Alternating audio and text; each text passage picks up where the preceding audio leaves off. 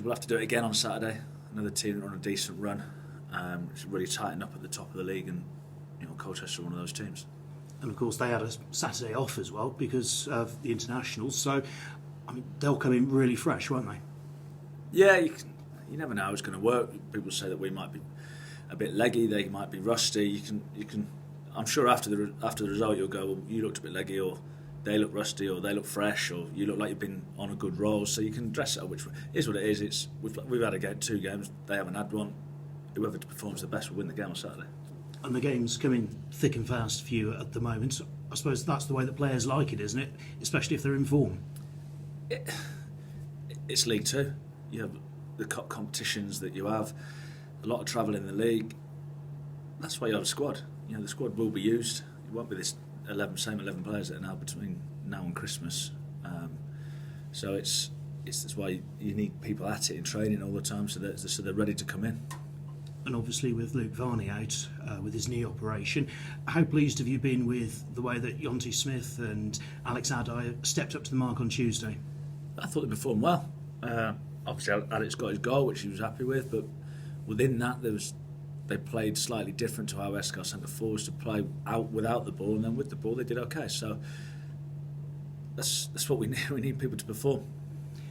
And how much does it help that they'll have played together in training as well, so that although they might not have had much first team game time together, actually they do know each other's games? Yeah, well, that's what you do in training. You're constantly pairing people up. It's not just the two that are in the team that you only do the work with. You're pairing them up all the time. You're looking for different relationships in training, trying to get a bit of chemistry. And it's not just the centre forwards, that's relationships all over the pitch. So when you're doing your patterns, when you're doing your finishing, little things like that, even the defending, you're always trying to split them up and find little relationships. How's Gavin Riley's foot? We'll have to wait and see with Gav. He's going to give it a go today. Like I said, it was a kick on the top of the foot, and he had stitches. So he probably needs a little bit more time, but that'd be quite a late one because it's not a risk of re-injuring it. It's just whether it's painful enough. And more on injuries. How's Sean Long? Again, another one we'll have to wait and see. We think, well, we're not 100% sure yet. He'll get assessed again today. He was in yesterday, so it's nothing.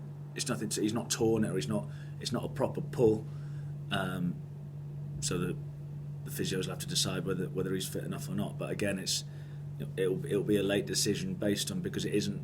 We're not ruling him out, but we're not 100% sure yet. The midfield and the industry that's going on in there at the moment, how pleased have you been with that? Because obviously Rowan Ince waiting to try and get back in the side, working obviously I'd imagine it hard in training, but at the moment can't get that place in the starting 11. What does that say for the people who are in that starting 11? Well, proves they're doing well. You've got Chris Clements who came on, and I thought he did really well on Tuesday night. The thing that we've got good energy in the team this year. Got real good legs, and the midfield three particularly. They run 12k a game at the minute, which is a lot.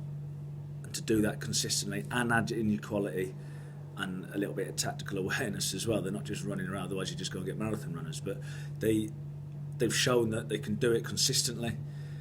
Clem's come in, slightly different player, Clem, but gets your player. Rowan knows what he needs to do. Rowan, we know where Rowan is as regards to, he's been out a long time. He's just trying to get his sharpness back. He's had a few minutes and he's done all right in a couple of the games. So it's good. It's good competition for places. And Colchester, they're always in that sort of top half of League Two, aren't they? And how good a model for a club are they at this level? No, they're really good. They have got a model. They put a lot of money into the academy, but within that, John has to play. He's not forced, but they do produce a lot of players because they invest a lot of money into that side of it. So. But within that, he has to keep winning. So he's a good mate of mine, John. He's a really good bloke. Done an excellent job. Probably a little bit under the radar, other than when you're in around it. But outside, maybe League Two, people don't give him credit that he's given for the job that he does, for the players that produce, and the football they play as well. And whilst you say, like I say, they're normally in and around it. They've had a couple of good cup games this year. And they're on another run again. If they come here and beat us, they go level with us. So people have said, what a good start we've had to the season. Well, if they beat us Saturday, then they'll have the same. So it's another tough game. And presumably looking to get back sort of to winning ways at home. How much harder is it to do that than just to say it? Well, we've lost one game at home. I'm not including the Checker Trade game because I don't think it was a. So we've had a Swindon game where we've drawn. We weren't great. We've shown a bit of resilience, and they were they're top of the league, and then Forest Green beat us in a nip and tuck game, and they went top of the league. So there ain't no disasters. We've got a good home record, so get on with it, turn up, deliver a good performance, and hopefully be enough to win the game. So there's no overthinking it from our point of view. Just shows where expectations have gone, doesn't it? Well, there is a little bit of that. And we've lost one game since January in the league at home, and people are saying, "Well, you need to get back on a run." Someone told me that we're having a blip. I think with the second top goal scorers and the third best defensive record, so that's not a bad blip for Cheltenham Town. I think. Now, it's not us being arrogant.